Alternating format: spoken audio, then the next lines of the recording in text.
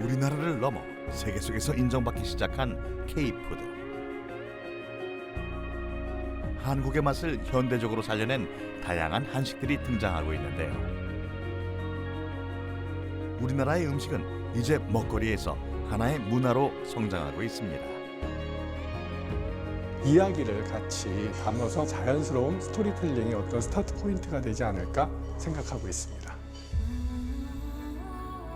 어려움 속에서도 늘 나누고 부족함 속에서도 우리만의 전통을 만들며 훌륭한 음식 문화를 이룩해낸 우리나라.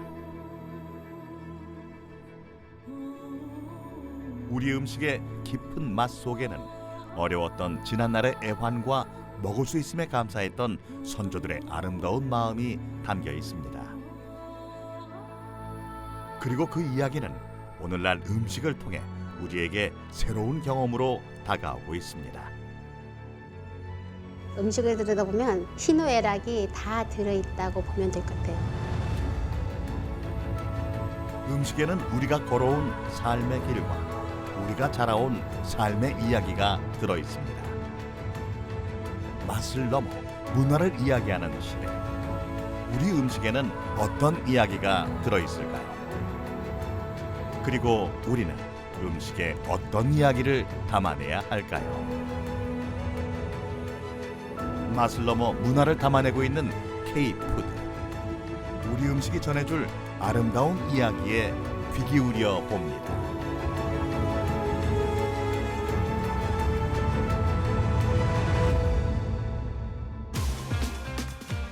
보다 편리하게, 보다 새롭게.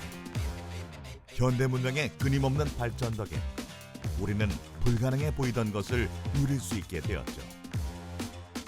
그리고 편리한 기술만큼이나 우리의 일상을 바꾼 변화 또한 빼놓을 수 없는데요. 바로 그 어느 때보다 다양해진 식문화입니다.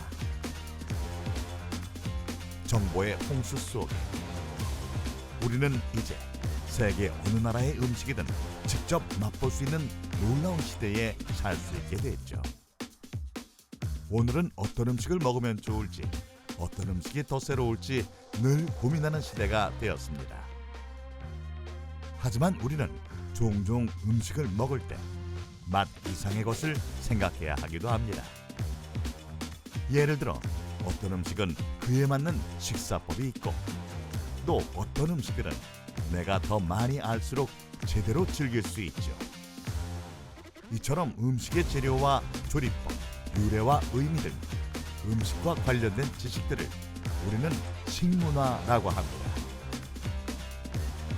일찍이 세계인들에게 사랑을 받는 요리를 가진 국가들은 음식도 그 자체로 훌륭하지만 나름의 문화와 유구한 역사를 가지고 있죠.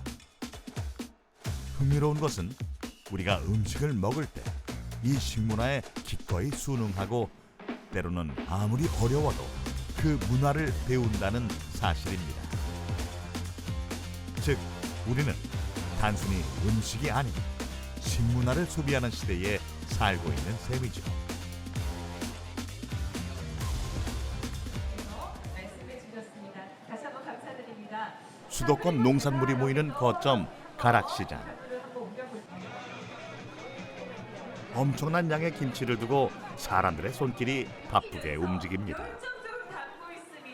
김장철을 맞아 김치 담그기 행사가 열린 것인데요.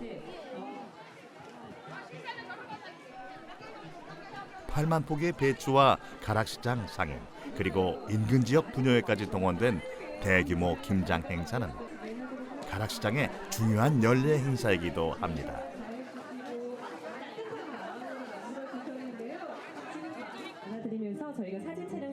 매년 이 같은 행사가 진행되는 이유는 우리 주변 소외된 이웃들에게 김치를 전달하기 위해서인데요. 바로 또 전달된 모습으로 저희가 사진 촬영 진행. 우리 밥상에서 김치는 절대 빠질 수 없는 반찬인데다 제철 채소로 담가진 김치는 한국인이라면 거절할 수 없는 귀한 음식.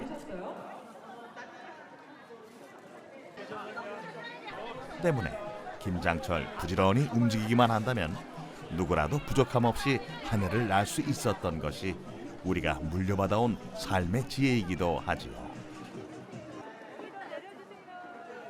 이날 만들어진 김치들은 만 개의 상자에 담겨 각 복지시설과 지자체에 전달, 어려운 이웃들의 밥상에 따뜻한 마음을 전하게 되는데요. 다 같이 힘을 합쳐 김장을 하는 행사는 이맘때면 전국 여러 지자체와 재래시장 등에서 흔히 볼 수 있는 장면.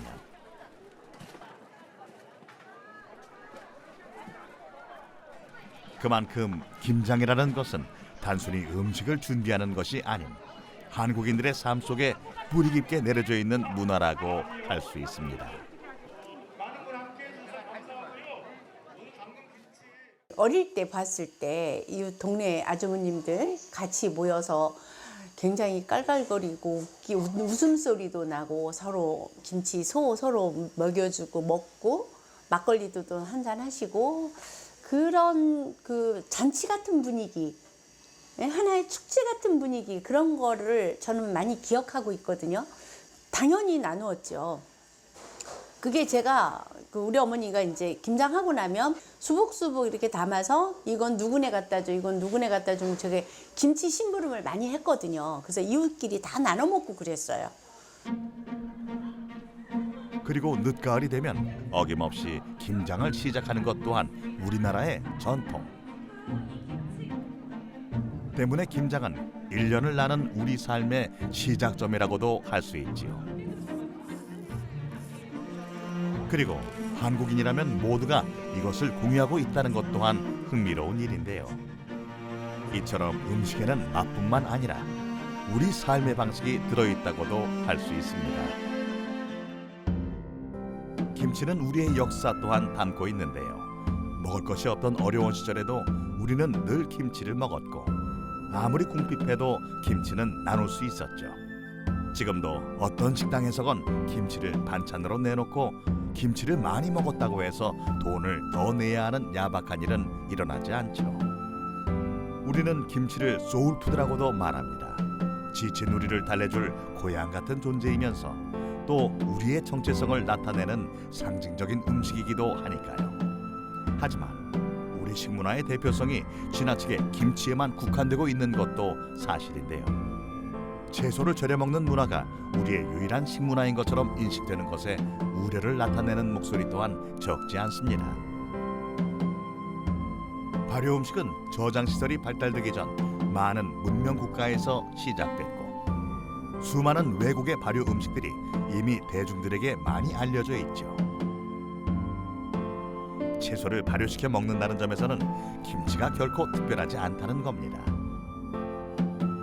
김치를 비롯해 우리 식문화의 가치와 의미에 대해서 더 많은 고찰이 필요한 지점이지요. 김장이 유네스코 인류무형문화유산으로 등재된 것 또한 이 같은 주장에 힘을 실어줍니다.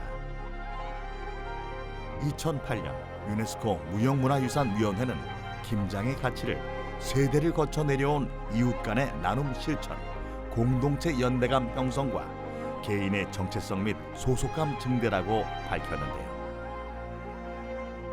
김치가 가진 진정한 가치는 음식으로서의 의미가 아닌 그것을 만들고 나누는 행위를 통해서 드러나는 우리 민족의 따뜻한 마음과 음식을 통해 단단해지는 관계성에 있다는 것이지요. 이처럼 김치와 김장 문화에는 우리 고유의 맛과 음식 이상의 가치가 담겨 있고 그것을 발견함으로써 우리에게 익숙한 김치를 보다 더 의미 있게 만들 수 있다는 겁니다.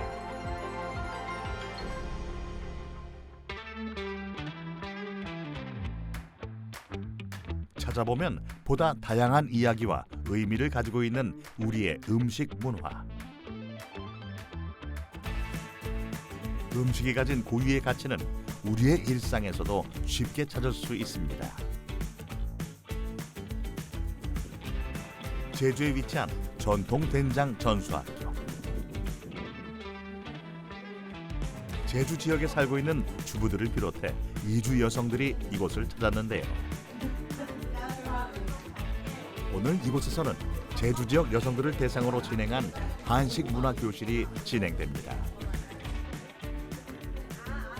현대인들에게 제주도는 지친 마음을 달래기 위한 관광지이지만 제주도에 거주하는 많은 여성들은 이곳에서 생업을 이어가기 위해 고된 일상을 계속하는 경우가 많죠. 그리고 이들에게도 색다른 경험과 쉼이 필요하기에 전통된장 전수학교에서 여성들과 함께 전통장을 만드는 색다른 시간을 준비했습니다. 자, 또 하나. 제주의 된장은 된장 하나가 잘 돼 있어야 1년에 먹거리가 편안했어요. 우리 밑반찬 없죠? 장아찌 안 담아 먹죠? 솜기가 그때그때 오니까 된장 하나에 조물조물 나오잖아요. 그래서 장은 되게 중요시했어요. 농업농촌에서 우리가 행복하게 잘 살아야 우리가 저기 가야지 농촌은 힘이 있구나 이렇게 하잖아요. 그래서 우리가 표면적으로 있는 이런 사업장, 농촌에 있는 사업장들이 잘 모범이 돼서 많은 분들한테 좋은 것들을 잘 가르쳐줘야 될 것 같고. 제주도의 음식 문화는 그 어떤 지역보다 뚜렷한 특색이 있습니다. 특히 제주도의 된장을 알면 제주도의 자연을 알 수 있고 제주 사람 또한 이해할 수 있다는 것이 선생님의 오랜 믿음이라고 하는데요. 강의가 끝나고 본격적으로 된장 만들기를 시작합니다.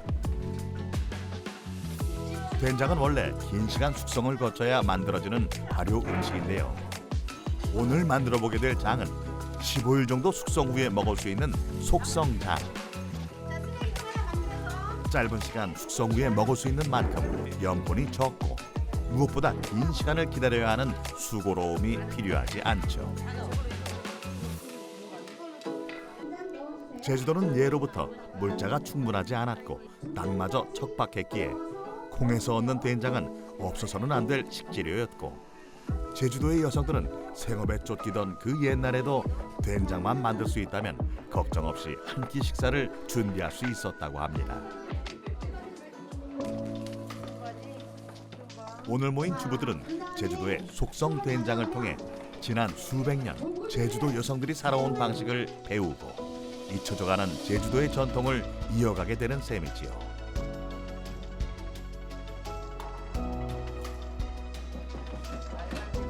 만들어진 된장은 물론 만등이의 몫입니다. 속성 된장은 우리가 자주 먹는 된장보다 묽고 색깔도 맑은데요. 숙성된 장의 깊고 진한 맛은 비록 없지만 생업과 가사를 모두 책임져야 했던 제주 사람들에게는 훌륭한 식재료가 되었습니다. 즐거웠던 시간은 추억으로 남깁니다. 소꿉장난처럼 쉽게 배운 제주 된장. 먹고 살기 위해서는 하루 24시간도 모자란 것이 시골 사람들의 삶인지라 쉬며 노는 것도 마음 편할 수 없지만 이렇게 귀한 된장이라도 얻어가니 지친 마음을 달랜 후 돌아가는 발걸음도 가벼울 것 같습니다. 장 만드는 게 보편적으로 힘들다, 어렵다 이런 생각을 많이 하잖아요. 근데 와서 쉽게 만들 수 있네? 이렇게 하면 되겠네. 내도 할 수 있겠네. 어렵게만 생각했는데 그러면 한번 해볼까? 이런 거 하나만 생각해도 되게 이분들한테 위안되고 즐거움이 될 것 같기도 해요. 제주는 되게 척박했어요. 농사도 막 이것저것 안 되고 바람도 셌죠. 그리고 비료 같은 게 없었기 때문에 거의 곡물 농사였어요. 콩이나 보리나 메밀이나 척박한 데서 잘 자랄 수 있는. 그래서 된장에는 되게 절박함이 들어있다. 그 어르신들이 전략하는 것, 근검하는 것, 그리고 여기에 있는 음식의 그 맛들, 희노애락이 다 들어있다고 보면 될 것 같아요. 전통장 만들기에 바친 수십 년. 농업이 발달하지 않았던 제주에서 육지와 같은 식문화가 만들어지는 것은 분명 어려운 일입니다. 때문에 깊은 장맛을 내기까지 인고의 시간도 길었지만 무엇보다 의미 있는 것은 전통장과 함께 들려줄 이야기들을 발굴해 냈다는 겁니다.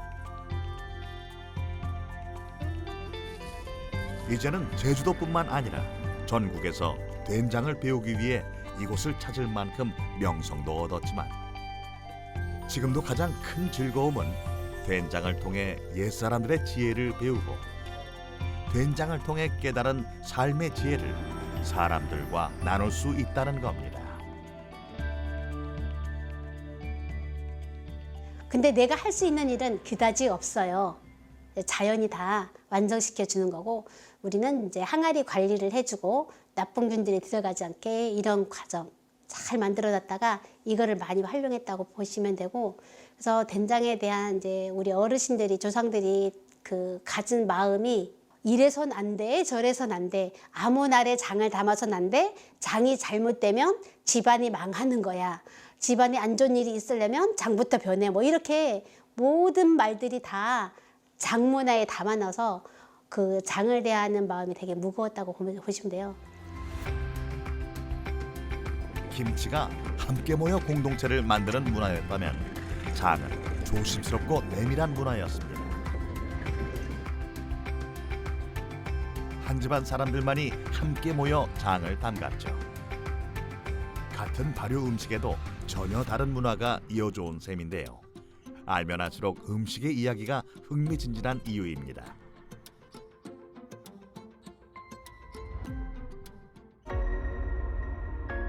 이처럼 모든 음식에는 그 시대를 살아온 사람들의 삶과 이야기가 담겨 있습니다.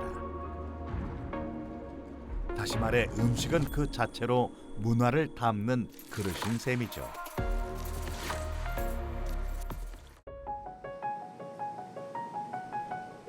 우리 한식을 문화로 인식하는 변화들도 점차 시작되고 있습니다.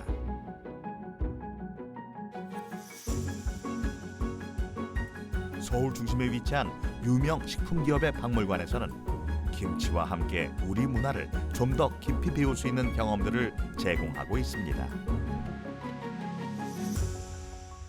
김치와 김장 문화에 대한 전통 문화를 계승 발전시키기 위해서 내국인과 외국인들에게 그 전시와 체험을 통해서 소개하는 박물관입니다. 김치에 대한 일반적인 내용뿐만 아니라 실제 김치를 만들어 볼 수 있는 인터랙티브 전시를 통해서 김치를 정말 재미있게 습득할 수 있도록 저희가 구성을 해 놓았습니다.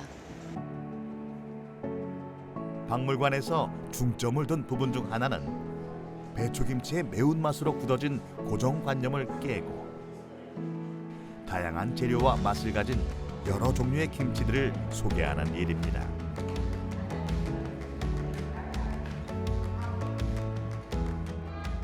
박물관은 관람객들을 위해 다양한 미디어 전시뿐만 아니라 가이드 프로그램도 운영 중인데요. 김치를 재미있게 체험할 수 있는 다양한 방법들도 동원됐습니다. 그중 하나가 바로 나만의 김치 디지털 인터랙티브 콘텐츠입니다. 관람객의 동작을 인식해 원하는 색깔과 재료의 선택, 조리 과정 등을 알려주는데요. 박물관은 김치가 만들어지는 과정을 배우게 하는데 큰 의미를 두고 있습니다. 김치를 맛보게 한다면 김치에 대한 경험을 얻어가지만 김치를 만들 수 있게 된다면 김치를 널리 알릴 수도 있게 되기 때문인데요. 실제로 김치를 만드는 법이 유행을 타면서 한때 김치를 만드는 외국인들의 동영상이 화제가 되기도 했지요. 박물관은 여기서 더 나아가 김치 문화를 현대적으로 상품화하기 위해서도 노력 중인데요. 김치를 모티브로 한 세련된 제품들을 제작해 판매하고 있습니다. 김치로 뭐든 만들 수 있다는 상상력이 이렇게 예쁘고 아기자기한 김치까지 만들어냈네요. 김치가 문화라는 거는 그러니까 습관화되고 정체되어 있는 이야기들이 아니라 지속 가능하게 전파되고 전달되는 콘텐츠라고 할 수 있다고 봅니다. 사람들한테 이제 한국에 대해 아느냐 물었을 때 Do you know 김치를 많이 물어보잖아요. 단순히 그것뿐만 아니라 지금 김치는 이거다. 우리가 새롭게 정의할 수 있는 새로운 형태의 김치가 되게 많아지고 있다. 그래서 앞으로 무궁무진한 변화무쌍한 음식이다라는 것들을 보여주는 것들이 조금 필요하다고 봅니다.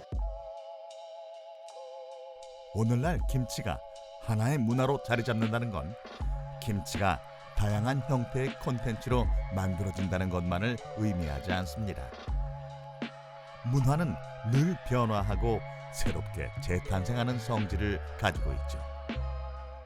마찬가지로 김치 또한 전통의 방식에서 벗어나 새로운 형태로 변화하고 있는 중입니다. 이미 많은 나라에서 김치를 이용한 음식들이 만들어지고 있고 새로운 형태의 재료를 이용해 전혀 다른 김치를 만들기도 하죠. 새로운 형태의 김치를 만드는 시도는 이제 반대로 우리나라에서도 볼 수 있습니다. 전라남도 고흥에 위치한 한 채소 농장. 몇 년 전부터 소비자들에게 큰 호응을 얻고 있는 새로운 김치가 바로 이곳에서 시작됐는데요. 이 농장의 재배 작물은 달콤한 맛으로 유명한 콜라비입니다. 소리 보세요. 콜라비의 높은 당도는 채소를 싫어하는 사람도 반하게 만들 정도. 과연 어느 정도인지 직접 측정을 해봤는데요. 6.8브릭스가 나와요. 숫자로 표시된 당도는 무려 6.8브릭스. 이 정도면 망고, 아보카도 같은 과일들보다 높은 수준입니다.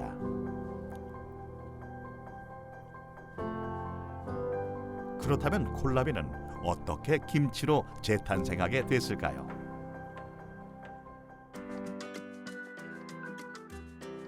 콜라비를 활용한 김치 제조 방법은 이미 몇 가지가 소개되었는데요. 그중 하나가 콜라비 석박지입니다. 석박지란 여러 재료를 섞어 젖국에 버무린 형태의 김치를 말하는데요. 콜라비의 껍질을 벗긴 후 무를 깍둑 설기하듯이 잘라 손질합니다. 콜라비의 맛과 식감은 무와 비슷하고 단맛은 더 강하죠. 그래서 무를 활용한 김치에 주로 활용되며 많은 주부들 사이에서 입소문을 탔는데요. 이하연 명인은 석박지에 배를 첨가해 단맛을 더하고 갓, 미나리 등을 넣어 완성하는 조리법을 사용했습니다. 콜라비는 독일에서 많이 소비되는 채소 중 하나인데요. 때문에 콜라비 김치는 유럽 지역, 특히 폴란드에서 큰 인기를 끌고 있습니다. 젓갈을 사용하는 특성상 김치의 맛과 향은 사실 서양인들에게 친숙하지 않은데요. 달고 시원한 맛의 콜라비가 이 한계를 극복하고 우리나라 아이들의 입맛까지 사로잡으면서 유행을 타고 있습니다.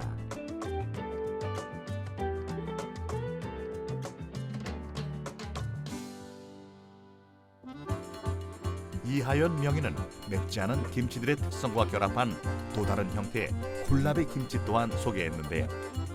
다름 아닌 콜라비 신건지입니다. 신건지는 소금에 절인 채소에 물을 부어 시원하게 즐기는 형태의 김치를 말하는데요. 이번엔 배와 사과를 더해 달콤한 맛을 더했습니다.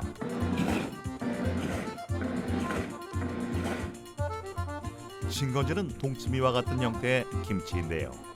우리가 동치미를 먹을 때 느끼는 시원함과 달콤함이 콜라비 신건지에서는 보다 풍부하게 느껴지게 됩니다. 마늘, 생강 등이 더해진 국물을 콜라비에 붓고 고추와 생강을 넣어 신건지를 완성하게 되는데요. 시원하고 달콤한 맛의 콜라비 신건지는 매운 음식이 익숙하지 않은 사람들에게서 많은 인기를 얻었습니다. 좋은 김치 재료예요. 콜라비는 앞으로 아마 접하신 분들은 또 담가 먹고 싶은 충동이 생길 거예요. 그러니까 양채류들이 지금 뭐 양배추도 김치가 되고 브로콜리, 다른 그 양파 다 김치 재료가 되거든요. 배추가 처음부터 우리 거였나요? 아니었잖아요. 우리 김치 양념은 모든 걸 포용해요. 배타적이지 않아요. 이처럼 하나의 음식이 세계화되고 여러 나라가 공유하는 문화가 되기 위해서는 그 나라의 음식과 결합되고 변형되며 새롭게 재탄생할 수 있어야 합니다. 많은 나라의 유명한 음식들이 그렇게 세계화되었죠.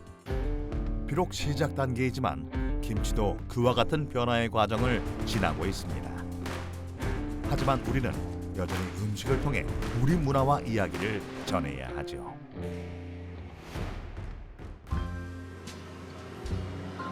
서울 연남동에 위치한 레스토랑. 10여 명이 앉을 수 있는 아담한 크기의 이 레스토랑은 예약한 손님만 방문할 수 있는 곳인데요. 홀 곳곳에는 이미 잘 알려진 한 영화의 포스터가 보이는데요.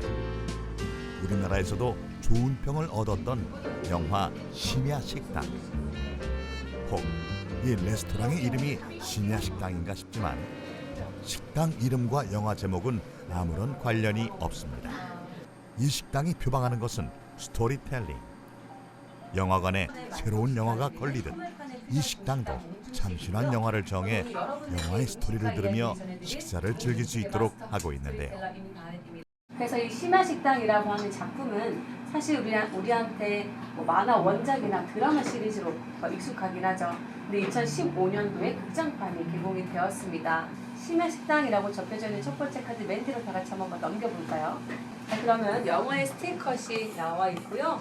이 그림카드를 보면서 이야기를 계속해서 전해드릴 건데 밤을 표현한 음식을 조금 올려드리면서 영화 속에 흠뻑 빠져볼 수 있게 준비해 볼 테니까요. 기대해 주시면 감사하겠습니다. 정리하고 첫 번째 음식 이야기 올려드릴게요. 영화에 대한 설명이 끝나자 첫 번째 요리가 준비됩니다. 각 요리는 영화 속 장면에 대한 설명과 연결시켜 영화의 내용과 주제를 재료와 맛으로 표현하고 있는데요. 영화의 내용을 따라가며 이야기의 순서대로 음식을 즐기는 스토리텔링 레스토랑. 이 독특한 아이디어는 어떻게 시작된 걸까요?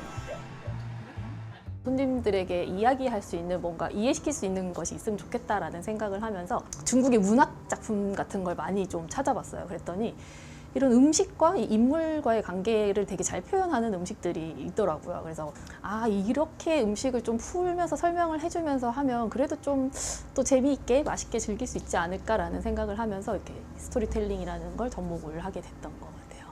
이 심야식당은 특히나 이 음식이 좀 주가 되는 거라서 오시는 손님들한테 저희가 예전에 비해서보다는 굉장히 많이 영화 속에 나왔던 음식들을 좀 그대로 이제 모티브로 삼아서 만들었던 음식이 좀 많았던 것 같아요. 스토리텔링이 이어지며 다음 음식도 등장하기 시작합니다. 두 번째 음식은 나폴리탄 소류 완자. 이 음식에도 주제가 있습니다. 나폴리탄 소류 완자의 주제는 인연이란 참 신기하다. 영화 속 식당에서 마주치게 되는 인물들의 기구한 인연을 음식으로 표현했죠. 세 번째 음식은 전가복. 풍경소리처럼 맑게 펼쳐질 미래를 의미한다고 하는데요. 이쯤 되면 마치 이곳이 영화관인지 레스토랑인지 헷갈릴 정도. 음식을 먹으며 이야기에 집중할 수 있을까 싶지만 손님들은 이야기를 통해서뿐만 아니라 앞에 놓인 카드를 통해서도 영화의 스토리를 놓치지 않을 수 있습니다.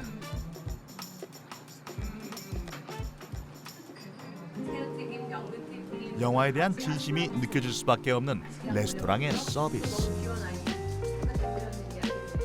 이곳은 음식을 통해 이야기를 전달한다는 점에서 매우 신선한 반응을 얻고 있습니다. 이미 여러 TV 프로그램을 통해서도 소개가 되었죠. 영화는 3개월에 한 번씩 바뀌게 되고 그때마다 스토리와 요리, 인테리어, 소품까지 바뀌게 됩니다. 스토리텔링을 진행할 영화 또한 미리 공개하고 있지요.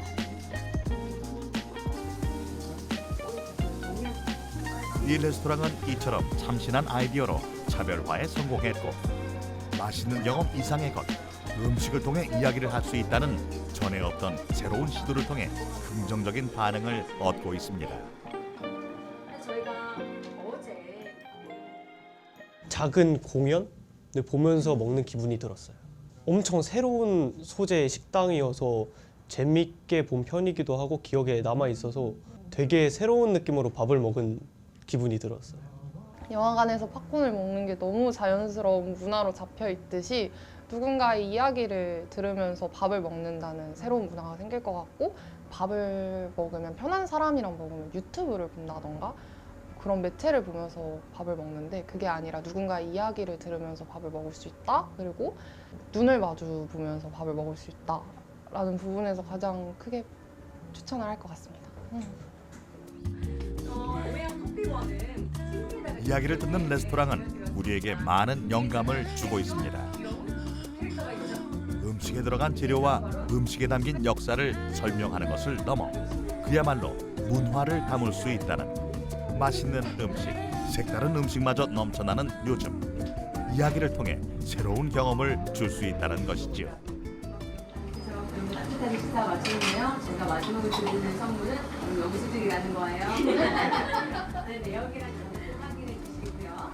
요즘 사람들이 그럴 것 같아요. 이렇게 못 먹거나 배가 고파서 뭔가 식당을 찾는다기보다는 자기 만족이 있을 수도 있고 이 미식을 찾기 위해서도 있을 수 있는데 우리 식당에 오시는 분들은 배의 허기가 아니라 마음의 허기를 좀 채울 수 있는 그런 점에서 좀 따뜻한 식당이라고 생각을 하지 않을까라는 생각을 합니다. 누군가 이야기하고 누군가의 말 육성, 사람의 말 목소리를 들으면서 밥을 먹는다는 게 흔하지 않은 일이 되지 않았을까라는 요즘 생각에 그런 거에서 좀 많이 공감대를 형성을 해줬고 그런 데서 좀 따뜻한 마음, 이성이 아닌 감정적으로 좀 많이 채워가는 부분이 있어서 네. 물론 음식도 맛있으니까 오시겠죠. 네. 준비된 식사가 끝나고 자유롭게 사진을 찍는 손님들. 영화 속 등장했던 소품들도 제 몫을 합니다. 하나, 둘, 셋. 음식을 통해 전달되는 것이 문화라면 이날 이 레스토랑이 남긴 것은 개개인의 추억이 되겠죠. 우리는 때로 먹는 경험에 특별한 의미를 둡니다. 허기진 배를 채우고 보다 맛있는 음식을 먹는 것에 만족하지 못한다는 건 어찌 보면 매우 흥미로운 일이죠. 대가로 작품을 그리겠다고 합니다. 원시 시대 인류에게 있어 먹는다는 것은 생존을 위한 행위였을 겁니다. 하지만 점차 문명이 진화하면서 우리는 배부름 이상의 것을 원했고 이제는 음식을 통해 맛과 함께 시각적인 즐거움도 추구하는 시대가 되었습니다. 음식의 이야기와 문화를 담는다는 것은 지금은 새롭고 생소해도 언젠가는 자연스러운 현상이 될지도 모르죠. 같은 맥락에서 한식 또한 새로운 방향을 추구해 볼 수 있습니다. 단지 우리나라의 맛을 세계인이 맛보게 하는 것이 목표라면 한식을 알리려는 노력은 큰 의미가 없을 겁니다. 우리 음식을 통해 우리 문화를 더 이해하고 한식을 먹는 세계인들이 우리와 더 가까워지는 미래를 그릴 수 있을 때 K푸드의 세계화도 의미를 얻게 되겠죠.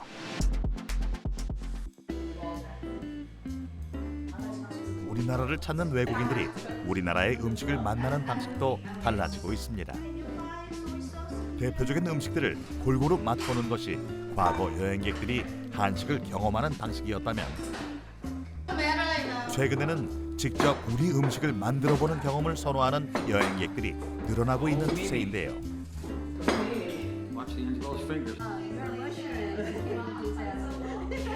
이민 1세부터 3세까지 3대가 함께 한국을 찾은 이 관광객들은 한 요리학원을 찾아 한식 만들기 체험을 자청했습니다. We're from Connecticut in the United States. We just came for a week to bring our grandchildren back to sort of revisit some of their culture. My wife's Korean, and I think we're going to be taking quite a bit at home and hopefully serving it to friends. It's always fun to bring international cuisine to your home, and this is going to help us do that. 부모님의 고향을 처음 방문한 사람들이 배울 음식은 다름 아닌 불고기입니다. 국적에 상관없이 누구나 좋아할 만한 메뉴죠. K푸드 열풍 덕에 불고기를 비롯한 한식들을 경험해본 외국인들의 숫자는 생각보다 매우 많습니다. 하지만 한식을 직접 요리해보려는 사람은 여전히 매우 적지요.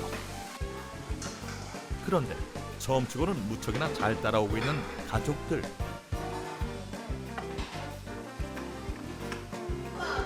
손주들도 진지하게 최선을 다하는데요. 그도 그럴 것이 오늘 점심 식사는 자신들이 요리한 음식으로 해결해야 하기 때문. 다행스럽게도 모든 사람들이 불고기 요리를 성공적으로 해냅니다. 마무리까지 완벽하네요.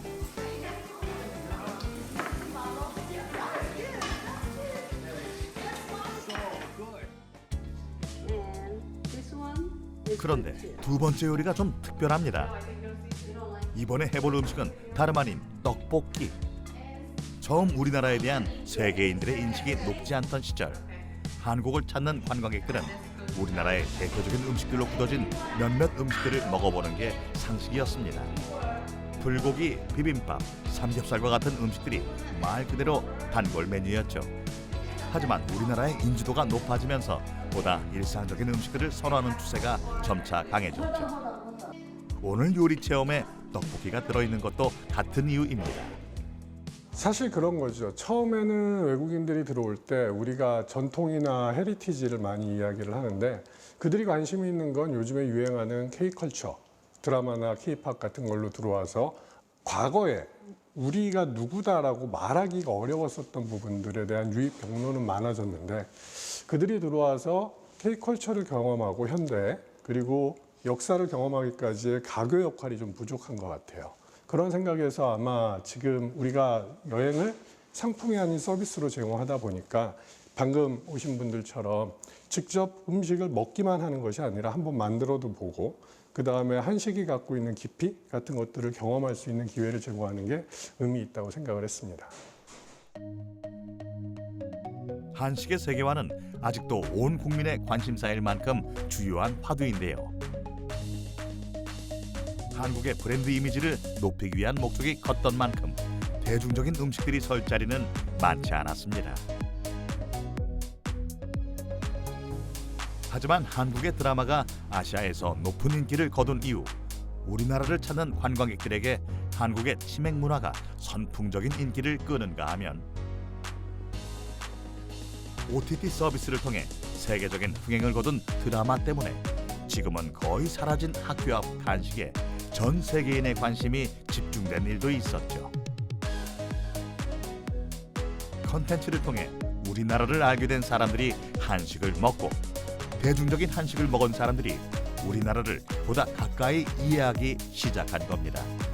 음식과 문화가 함께 전파되고 있는 것이죠. 요리 교실에서 서민적이고 대중적인 음식을 선택한 것도 같은 맥락이라고 할 수 있습니다. 이날 요리 강습에서 강사들은 떡볶이를 즐겨 먹던 어린 시절의 이야기도 빠뜨리지 않았죠. 가족들이 마지막으로 만들어 본 음식 또한 한국인의 대중적인 한식 김치전입니다. 만들기 쉽고 우리의 소울푸드인 김치가 들어간 데다 힘들었던 우리의 지난 날을 상징하는 음식이기도 하죠. 오늘 모든 요리가 순조로웠던 탓일까요? 살짝 타버린 김치전.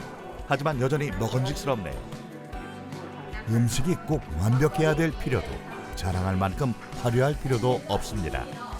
이들이 오늘 얻어갈 것은 한국의 위대한 문화가 아닌 진짜 한국인들의 진솔한 이야기니까요. 이제는 만든 음식을 직접 맛볼 시간입니다. 제법 푸짐하게 차려진 모습인데요. 처음 먹어보는 음식들도 있는 만큼 기대감도 큽니다.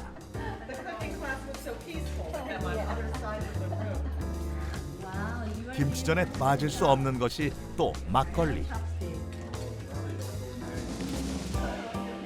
대부분 생소하기만 했을 한국 음식. 하지만 번화가에 즐비한 식당에서 음식을 먹기보다 기꺼이 직접 한국인의 소울푸드를 요리하기로 한 결정에 후회는 전혀 없습니다. I think the favorite part of today was getting to learn how to make like a foreign food and then eating it afterward. I think it was also nice to like try foods, like different foods from across the world. And it was also fun to see like the new ingredients and like how they make the food. 무엇보다 의미 있는 건 오늘 이들에게 한국 음식이 잊을 수 없는 추억거리가 될 거라는 점이죠. 사람은 누구나 음식을 통해 지난 날을 추억합니다. 저 먼 나라에 살고 있는 누군가에게 더없이 소중한 추억을 담는 어떤 의미가 된다는 것. 그 또한 한식이 우리나라를 전 세계에 알리는 것만큼이나 멋진 일일 테니까요. 제가 좀 한식에 대해서 자부심이 많거든요. 그 자부심이 많은 이유가 굉장히 다양한 어떤 음식에 대한 특성들이 있고 이 음식이 발생된 데는 대부분의 이야기들이 있습니다. 그래서 저희들이 외국인들한테 이렇게 쿠킹 클래스를 보내드리면서 가이드분들이나 안내하시는 큐레이션 분들한테 얘기하는 건 이 음식에 대한 유래나 이야기를 같이 담아서 말씀드리는 걸 좀 추천하고 있어서 이러한 것들이 한국어의 문화를 알리는데 굉장히 자연스러운 스토리텔링의 어떤 스타트 포인트가 되지 않을까 생각하고 있습니다. 아시아의 변방으로 인식되던 나라에서 비로소 선진국 대열에 서게 된 대한민국. 그러나 한 나라의 위상이 세계 속에서 빛나는 것은 비단 강력한 국방과 경제력으로만 할 수 없습니다. 세계인들의 머릿속에 아름다운 기억과 소중한 추억으로 남을 수 있는 문화. 무엇보다 인간의 가장 기본적인 필요로 할 수 있는 음식을 통해 우리의 존재감이 드러날 때 비로소 우리는 세계인들에게 그저 잘 사는 나라가 아닌 가고 싶고 가까이 하고 싶은 나라로 자리 잡게 될 겁니다. 우리가 음식에 담긴 진솔한 이야기를 통해 세계인들의 소중한 기억 속에 남을 수 있다면 말이죠. 학교에서 배우는 역사가 아니라 그냥 재미있게 음식을 먹으면서 즐길 수 있다면 가랑비에 이렇게 옷 젖듯이 우리 오시는 분들에게도 우리나라에 대한 이런 거를 이런 게 이런 음식과 연관이 돼 있었구나, 이게 이래서 이렇게 태어난 거구나라는 걸 좀 더 알다 보면 궁극적으로 언젠가는 이제 올라가다 보면은 이 음식에 담긴 이야기 이런 거에 더 의미를 담아서 그 음식을 더 맛있게 그 기억에 오래 남게 드실 수 있지 않을까라는 생각을 작게나마 한번 해봅니다. 우리는 늘 음식을 통해 새로운 경험을 하고 싶어 합니다.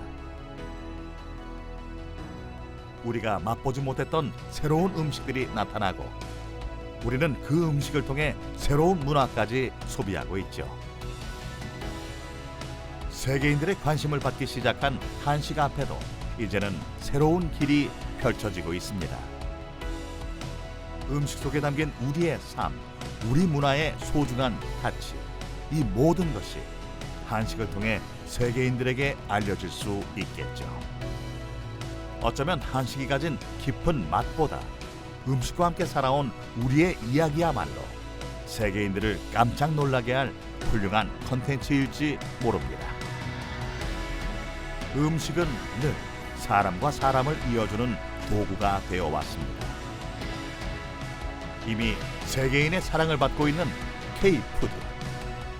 우리의 이야기와 문화를 담아내게 된다면 우리는 앞으로 더 많은 사람들과 더 가깝게 만나게 될 겁니다.